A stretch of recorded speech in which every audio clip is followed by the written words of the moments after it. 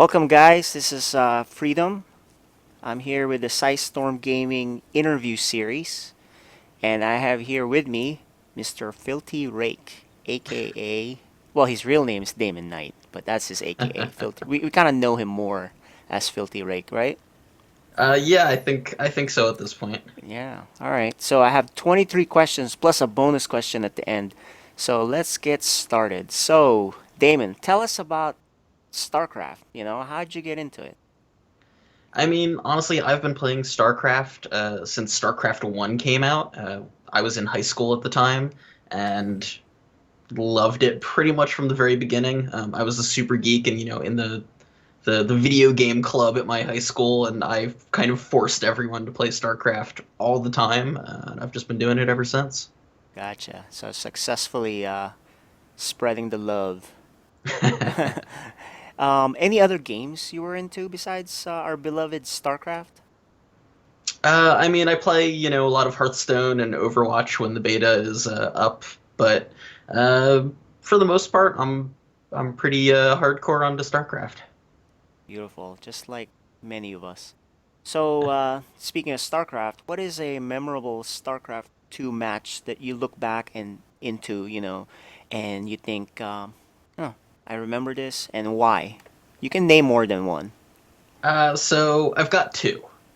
Uh, the first one was I was playing at an MLG. I want to say it was MLG Rally as a Platinum League player, and I was up against a Master League Zerg, and this was Wings of Liberty, and whoever won my match in the open bracket was going to go on to play against In Control, and this was he was still a pretty Oh top yeah, end player at this yep, point, he was still a so pro. there was a crowd of people watching the game. And the first game I just got completely wrecked. The second game, I went this crazy sky toss style, with, tons of cannons and rushing to carriers in a mothership, and I Archon toileted and managed to get a win in that one game. Wow. I managed to take a map as a platinum off of a Master League player, and afterwards, this one pro player. Caliber, who was on Team Light at the time, a pro Yep. player, Hmm. came up to me and was asking me about the build. And so that one kind of sticks out for me a bit as, kind of an awesome moment. I even actually remember the guy that I took the map off of was a guy named Narwhal. I wonder if he's That's still playing. Yeah, that's cool. pretty ingrained into me. The other one is so once upon a time I worked for a company called Palantir Technologies, and we played in the After Hours Gaming League, where I was a team captain for Hmm. Palantir. And I want to say it was probably my last season playing before I left the company, and we got our games cast by Day 9. This was amazing. I was so pumped for this, and so he cast one of my games, and it was another PVZ. Thankfully for me, that's my best matchup, and I did a Immortal Sentry all in. I want to say maybe an Immortal Zealot all in, one of the two. It was some sort of Immortal all in, and the whole time, Day 9 did nothing but rip on how I, slow of a player I am and what my APM I think I is. saw that. I saw that. And That was pretty funny. there are just so many like great lines in it, in the cast, and Hmm. right, that one just kind of sticks out as a lot of fun. Very But I nice. won, which is the important part. Yeah, I'm surprised you didn't mention another match with the first guy that you mentioned that was in control in one of our show match series. That was another one, That right? I try not to think about that game. Yeah, That was that was painful. another. That was a painful game. So we won't relive that pain. So moving on to the next question. The team name is a spell from Protoss, right? Hmm. Psystorm. So which must make you feel pretty good. So why do you play Protoss? Tell us about your Protoss pride, and how are your other races? Well, first of all right, the team may be named Storm, but it's an all Zerg team for all intents and purposes. So we gotta do something about that. That's true. Uh, Not a lot of Protoss love at the moment, but I started playing Protoss honestly, back in StarCraft 1 just because they were, the cool, almost sword wielding aliens, and that just kind of appealed to my aesthetic. Uh, and I mean, I kind of always stuck with it. You know, in StarCraft 2, I actually just really, really like Protoss. You know, the warp-in mechanic, I think, while a lot of people, mostly who don't play Protoss, hate it, it's a really, really cool mechanic. I like the way it feels. I like the way it plays. I like the decisions that it lets you make as the Protoss player. And, you know, in general, Protoss was a race that let you largely dictate how the game was going to go, right? You could pick, I'm going to do this kind of build, and it's more up to the other player to stop you, to not let you do it, or to counter it. Oh yeah. Whereas the other races are a lot more reactionary. It's a lot harder to go into the game with a game plan and just stick to it. Mm-hmm. So that's kind of why I like Protoss. Also, I'm really slow, and you can kind of get away with that with Protoss. As Day9 pointed out, right? Yeah, yeah. You know, my other races are not great. I would guess they're platinum, maybe low diamond, but probably about platinum. At least my Terran is platinum. My Zerg's probably maybe platinum. Gotcha. Sounds cool. Yeah, and Protoss is a good-looking race, right? I mean, all that, like you said, it's one of the aesthetically pleasing looking races to me. Yeah, you know, the Golden Armada is just Mm-hmm. it's awesome, right? Who doesn't Yeah. like it? Much people like to rip on Colossus lasers. They're cool. Oh, that's cool. War of the Worlds, man. That's what it looks like. So let's go to the next question. Not to show favoritism with our team, so I'm gonna ask you about three players. Name three players in each race that are your favorites. That's not on Storm Gaming, and So why. one of each race or three in each? You could put three in each race. That's we have time. All right, I think I can do this. So we'll start with Protoss because that's my race. Number one, no doubt, has to be MC. Oh yeah. Love MC. He's just the man. The boss toss forever. Number two, I'll probably go with Huck. Gotta bring a foreign boy in. Yep. It's always been one of my favorite players. Agreed. And you know, I'm actually gonna go foreigner again for number three. I'm gonna go with Roddy. Rotterdam. All right. I Cool. love the Roddy build, man. You know, they're fun. Nice. Very nice. For Terran, we'll go Terran. Oh, man, it's a really tough call. I like Polt a lot. His Nexus sniper kind of style is really, really interesting, and he does cool stuff with it. Um, Outside of him, though, I mean, you know, I'll probably go MMA. Everybody likes MMA. And I don't know. I don't know if I have a third Terran. Hmm. You know what? I'm gonna go. I'm gonna go for a Gotta pick kind one. of a. I know who I'm gonna pick. I'm gonna cheat a little bit. Size Storm player. I'm gonna go with Intense. I was about to say he's eligible since he's no longer with the team. Yeah, I'm gonna go with Intense. Zerg should be a little bit easier. Life. Everybody loves Oh and yeah. respects Life. You can't go wrong. Yep. Then I'll probably say Scarlet. Man, you and I are Uh, similar. Okay. Yeah, I mean, right? You can't Yeah, not yeah, like yeah. Scarlet. Y- She's just Yep. so good. Hmm. And for the last one, it's kind of a toss up. Part of me really wants to say Spanishiwa for his, you know, Ice Fisher build and all of that back in the day, but I'm probably gonna go with DRG. DRG. All right. Great choices there. All right. So let me ask you this. You know, speaking of players, if you could sign one player to the team, just one, unlimited. You know, I no don't even know risk. why you're asking me this question. No We risk. all know the answer. This is for the crowd, right? No restrictions. You gotta have to say it on stream. I mean, it's MC. There's not even MC. All there's right. no like if for some reason I can't pick MC, parting, but otherwise it's MC. He's gonna be like, bitch, please. All right. Um.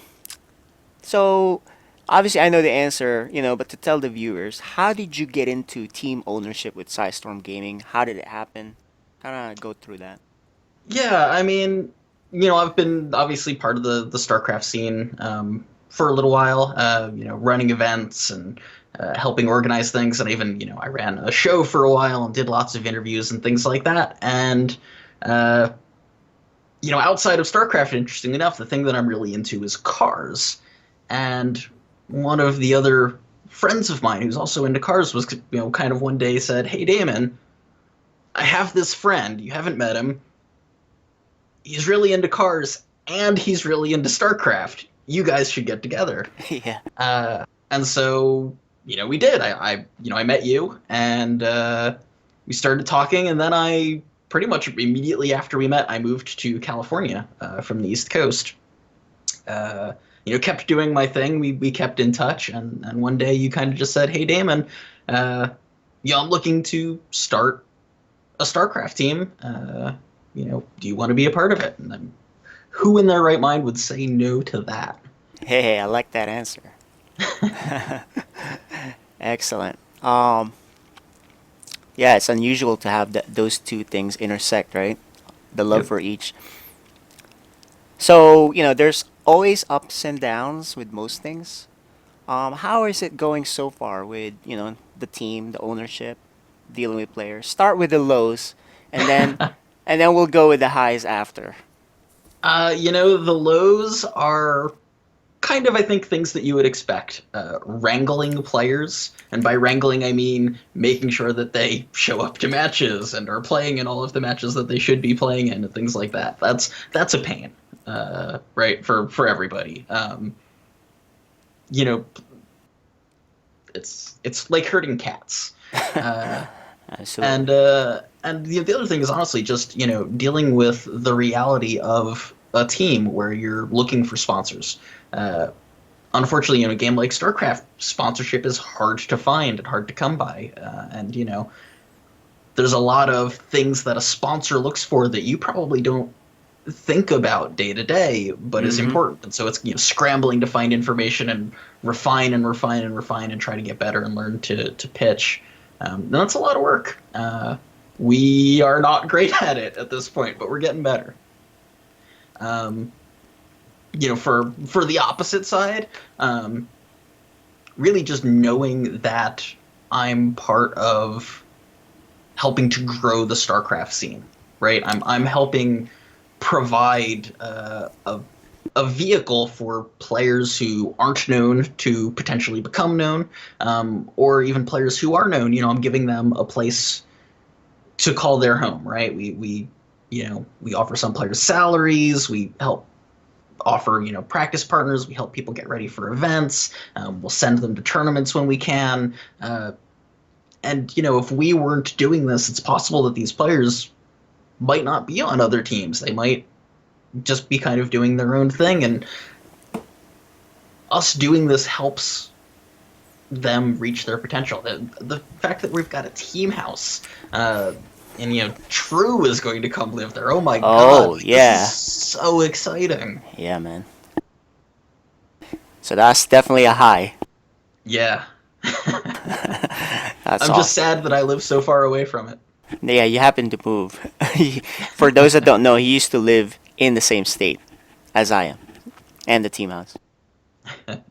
But he's in San California, so that's a good thing. It's Um, true. so for the next question, what can we expect from the team in 2016 in your words? I mean, I personally am a little bit biased, but I think it's safe to say that you're going to see a Psystorm player at BlizzCon. That Psystorm player will probably be true. Let's be honest. But I also think that with the new WCS, we're going to see a good showing in general from our team. We're gonna have folks up there on the board with a good shot. I think no regret. Really, folks need to watch out for him. Yeah, exactly. So what do you think about these WCS changes for 2016? I'm torn about it. Uh, they're good and bad. I think that the changes would have been. I think the format going into 2016 would be better if they had done it years ago. I think doing it now if the StarCraft community survives the change, I think long term it will be better. But in the short term, it's incredibly painful. There's a few parts of it that I don't like. I don't like one very specific example is the passport qualifiers that a lot of the tournaments do, where only citizens can play in the qualifiers and get travel support to events. Um, visa holders are excluded from that, and they just have to show up to the open bracket, and they don't get any, travel support, which is very expensive for smaller teams. Yeah. But it should be good for foreign players. So for Psystorm, we're bit by it a little bit with True. That it's worse for us with him, but it's better for us with all of our other players. So as a team as a whole, it probably balances out. Yep. All right, so give me some shout out to some interesting personalities in the StarCraft world and why you like them. Oh man, I'll of course give a shout out to Day9. He's not Super StarCraft anymore, but if it wasn't for him, I wouldn't live in California. I wouldn't own a team.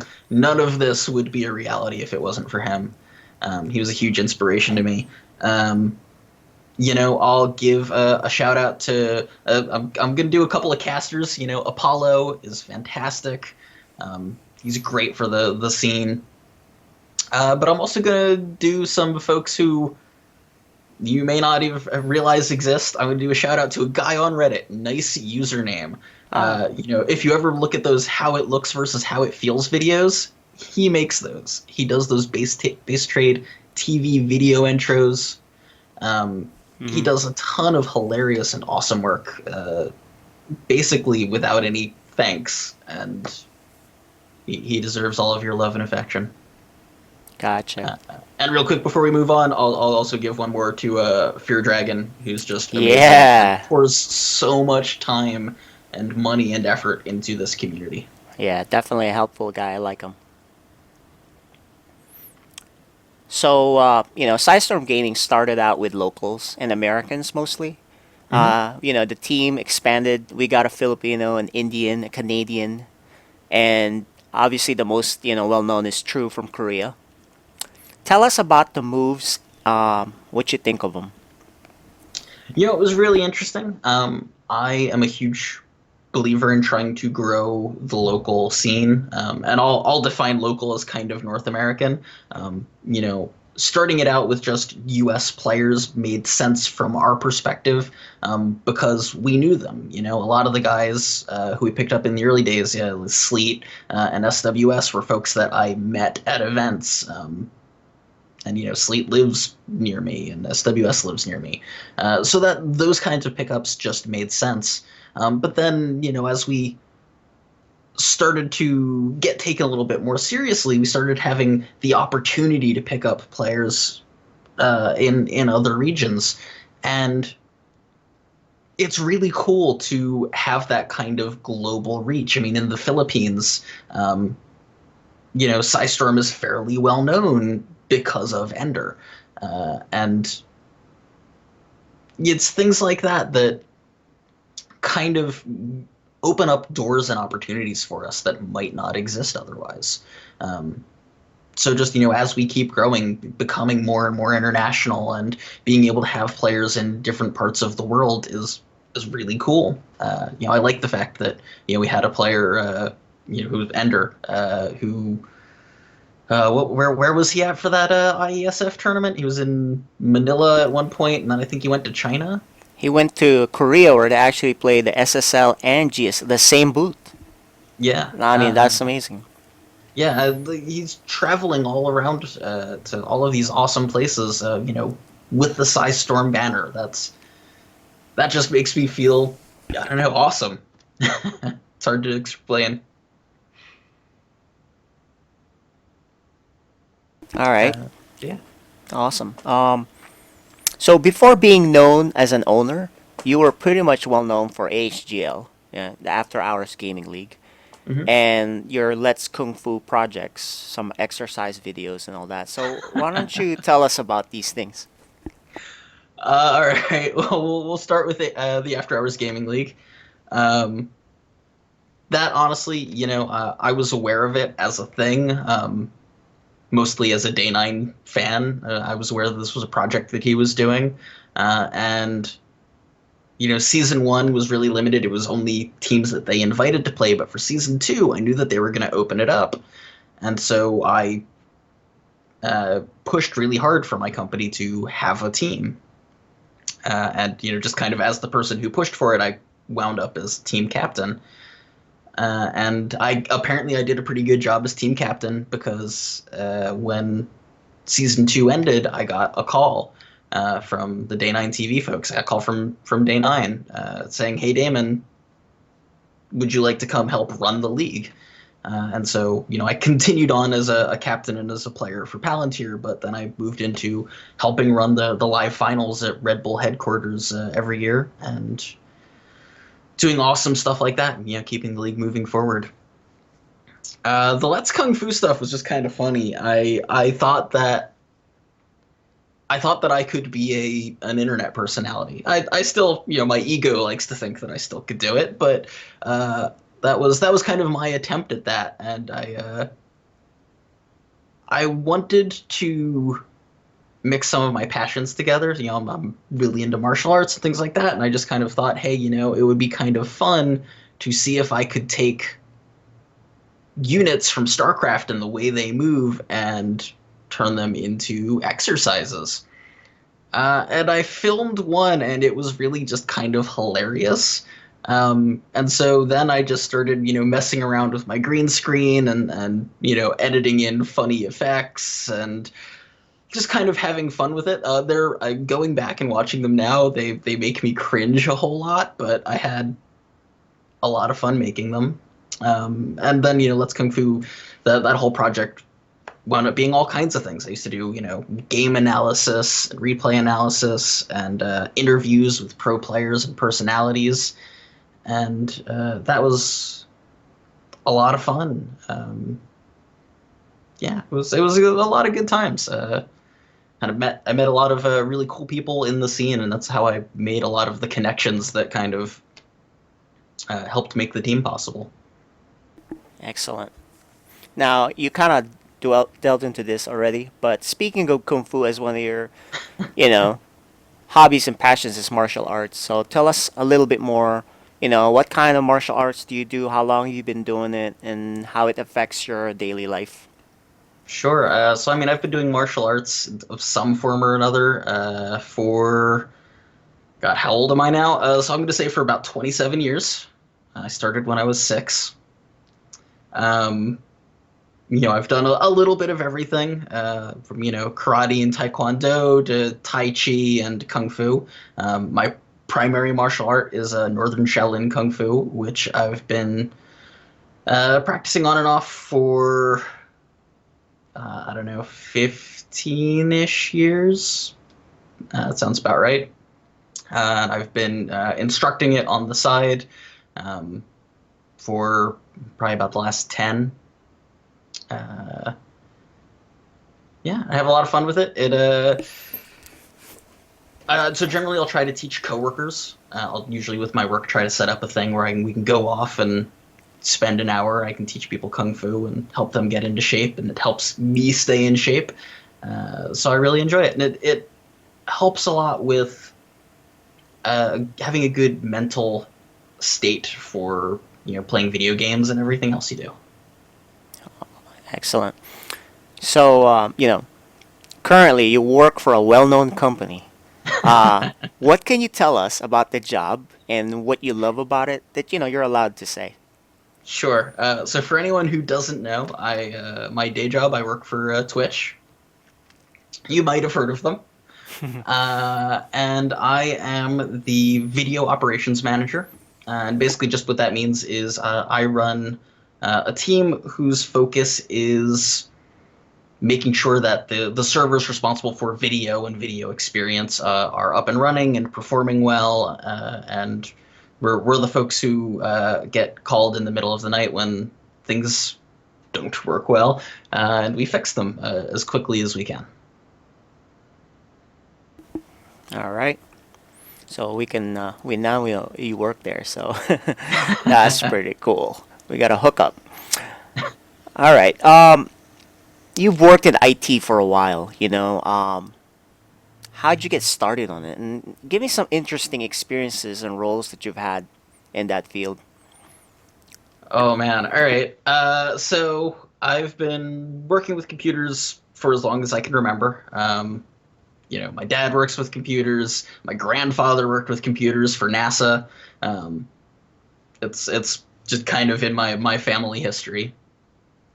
So there's not a whole lot to tell there. I've just been doing it kind of for forever, and I like it a lot. But I do have some entertaining anecdotes.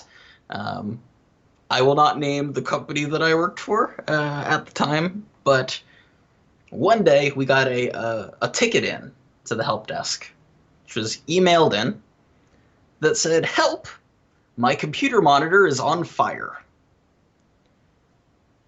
Which is a strange ticket to get, as you can imagine. And we had to obviously find out more about this. And apparently there was an indoor water balloon fight involved, which is pretty strange. But digging further, we found that, well, it wasn't so much a water balloon fight as a beer balloon fight indoors. And some of the beer had gotten into the monitor and caused it to catch fire. And for some reason, from this same computer, that person typed up an email to the help desk about the problem. Wow, I didn't know that it was flammable, right? All right. Um, so you already talked about this earlier, but you're known to have a passion for cars. That's how we met. That's how we got connected initially. Tell us about your love affair with motoring. It's interesting. I started out hating cars. I liked cars themselves. I hated driving, I guess I should say. It when I was a kid and like getting my driver's license, it scared the crap out of me. But over time, I got over it and started driving. And I'll be honest, I started driving really, really fast. I had a terrible 1989 Chevy Cavalier Z24, Oh, the V6 iron block engine and an automatic transmission. And I used to just late at night get out on the highway in Pennsylvania where I lived and drive just stupidly fast. And you're probably thinking, how fast can you actually drive in Pennsylvania on a 45-mile-an-hour highway in a 1989 Chevy Cavalier? And I can tell you, you can drive 118 miles an hour before the rev limiter kicks in and the engine shuts off, whoa. which will probably make you poop your pants the first time it happens. Crazy man. And I mean, from there, then I liked cars, but it just wasn't really a huge thing for me yet. But I was interested in them, and then obviously the Fast and Furious movies came out, which kind of sparked deeper interest, and I started learning more and more about them. I bought a Camaro. I upgraded at Yeah. a '89 IROC Z Camaro convertible, Nice. which was great fun. And then I discovered a group called Techademics, which is a group of insane car people who would make street racing videos. And that really got me into it. And then after I moved to Virginia, Oh gosh. I discovered that I was where the Techademic guys were, and I found their internet forums, and I started hanging out on them. And eventually I wound up going to car shows and meeting them. And just being surrounded by other people who are really passionate about the whole scene. And then since then, I've had a huge range and variety of cars from, supercharged Miatas to, a Lotus to an M3 to a Mercedes, that just, you name it, I've probably owned it. Gotcha. So you're gonna have to name it because the next question is: tell us about your current fleet and past cars briefly, if that's even Sure, possible. I can do this. I can do this. Notable cars, because I know you have a lot. Yeah. So first off, right now, I have a 2009 Mercedes C63 AMG. Yep. It's been tuned to 540 horsepower. Yep. Great fun. And my wife has a Fiat 500 Abarth. Not quite as fast, but a lot of fun. But all right, car history. I've had two 80s Chevy Cavalier Z24s. I've had my IROC Z Camaro, also from the 80s. I've had a 1999 Corvette. I've had a 2000 Miata, which I supercharged. I've had a 2000 Volkswagen Golf. I've had a 97, I want to say, Neon. Oh yeah. I've had. Oh man, I'm spacing for a minute. Oh yes, I've had obviously I had a Lotus Elise. Yeah. I had a E46 BMW M3. I had a Evo 10 GSR. I've had my Mercedes. Through my wife, she had a Lotus Exige. Oh, I've also had a Saturn Sky Redline. We've both had Saturn Sky Redlines. Yeah. We've had a Lotus Exige. We also had a Nissan 240 SX. What am I missing? I feel like I'm missing a couple things. We've had a Honda Accord. She had an Evo 9 MR, which was so much fun. And I think that might be everything. There might be some more that I'm forgetting about. But Yeah. that was pretty much all of them. Nice. So the E46 M3 and the Evolution are the cars we intersect in. So that's great. So another thing about you is you sport tattoos. Tell us about how you got into them. You can show them on camera. What you can show on camera. Yeah, so they always just kind of honestly. So really, what it was in college, I had a girlfriend who was an artist who liked to draw on me with a Sharpie, and so she would basically draw tattoos onto me. I was never really into tattoos, but they looked really cool. And so I wound up eventually getting one, most of which is gone now. You can kind of see the head here of this dragon. That was my first tattoo, which was cool, and I left that for a long time. That was my only tattoo. But eventually I decided that I wanted to do more. And so I went and found a shop, and I wound up getting this arm done. And it started with this top piece, which is a samurai fighting a demon. And then we expanded it down to as much as it can be seen on here. Down here we've got a tiger. And we just kind of turned it into a full sleeve where, cherry blossoms and just kind of general filler.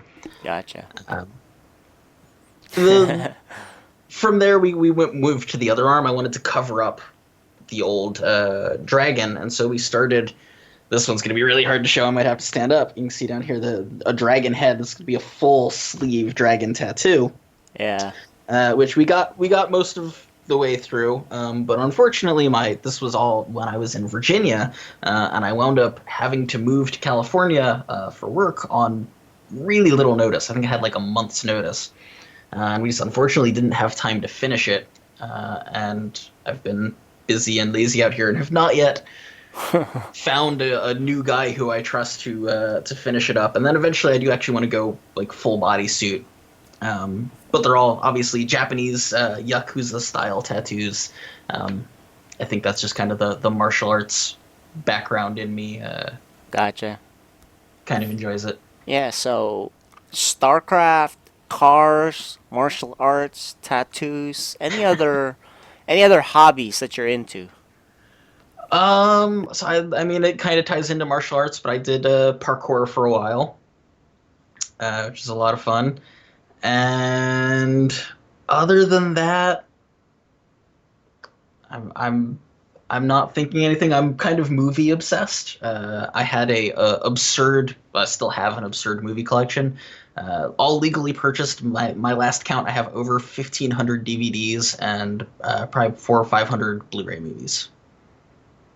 Nice. Unfortunately, Netflix and Amazon Video came out and made them mostly pointless, but they take up a lot of room in my house still. Yeah. All right. So some of you guys may not know, but this is our second of the Storm Gaming interviews. The first one was with True.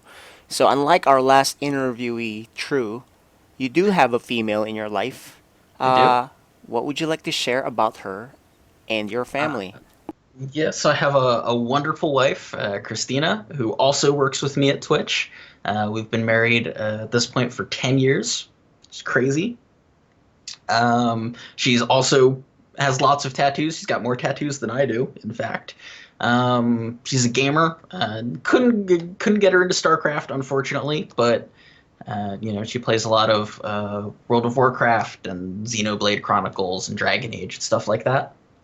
And no kids, nothing like that. But we do have 5 cats because we're crazy people, Wow, 5. and I Okay, have a soft spot for cats, apparently. very cool. So, as known all over the world, we have this Lotto. It's like $1.5 billion. When I typed up this question, that wasn't a thing yet, right? I typed this out Sure. like a couple of weeks ago, or whatever. So the question here is, and it's a nice round number. If you won the Lotto, it's $100 million. How hmm would you use that money? So, I mean, other than buying myself a Koenigsegg because they're amazingly beautiful cars, That's my and favorite. Wow. that's my very favorite car. A couple of other nice fancy cars. I would probably build out a really ridiculous gaming house, and just kind of collect and sign all of the best players from all of the games that I like. And I would turn Storm into a powerhouse, the likes of which the world has never seen. It'll beat the Lakers or whatever, right? Some of them real pro teams, the regular sports pro teams. That's awesome. Um, so for our 23rd question, it was any other last comments. But actually, I'd like to ask you this. Has just developed in the last week or two. You started a new online cup series for StarCraft for North America. It's called the Filthy NA Cup. Tell us about it. This is your chance to plug it. Yeah. So first off, my motivation was not selfless at all. Despite the fact that I work for Twitch, I can't pull any special strings to like get myself partnered. And so my joking reason for this is I started this tournament to get viewers for my channel so I could get myself partnered. Gotcha. Uh, but on the other hand, the especially with all the WCS changes, local talent is becoming more and more important. And so I wanted to make a new way for North American players to compete, make a little bit of money, but also help, make a little bit more of a name for themselves. And so I decided to start the Filthy NA Cup Weekly, which is a weekly $100 tournament open to North Americans. And then, it kind of expanded and grew a little bit, and we got some interest. And so now we're teamed up with OSC, so we're awarding OSC points. And as part of our agreement with them, we've decided to open up every 4th tournament to global players. The idea was kind of let hopefully the homegrown talent that we've shown off the last couple of weeks up against the Koreans and the Europeans and the Southeast Asians. It still kind of favors the Americans a bit because it's on the Americas server and at an American-friendly time, but, kind of open up the doors a little bit more there, too. Yeah. Excellent. So for those interested, that's going to be on the 23rd, 23rd, yes, Saturday this will be Saturday. our very first event. All right. Check out SciStormGaming.com or SciStorm.com for info on that. It's prominently linked there. And any last comments you have before we end this interview? Honestly, I just want to thank everyone who has supported Psystorm Gaming. It was kind of a crazy dream putting it together, and we still have a long way to go. We have a Indeed. lot to learn and a lot to improve on, but we've been around more than a year now. We're still here. We're stronger than ever, and we're gonna keep pushing forward and keep growing. And with all of your guys' help and support, hopefully we can be a real powerhouse in the scene. Awesome. So, just to give you guys info, you can follow Filthy Rake, our interviewee, Damen Knight. It's right there. Oh, there you go. I'll put point right there, right next to his name. That's his Twitter. And of course, above this is the team's website. And at the bottom is the team's Twitter. My personal Twitter is KRLJAYG. It's been nice having you, Filthy Rake. Thanks for those who are watching. This is a streamed interview, but it's really meant to go on YouTube. So we didn't make any announcements that we were going to do this. It was like, bam, we're just going to do it. So, all right. Thanks for tuning in, guys. Have a good evening. Night, everybody.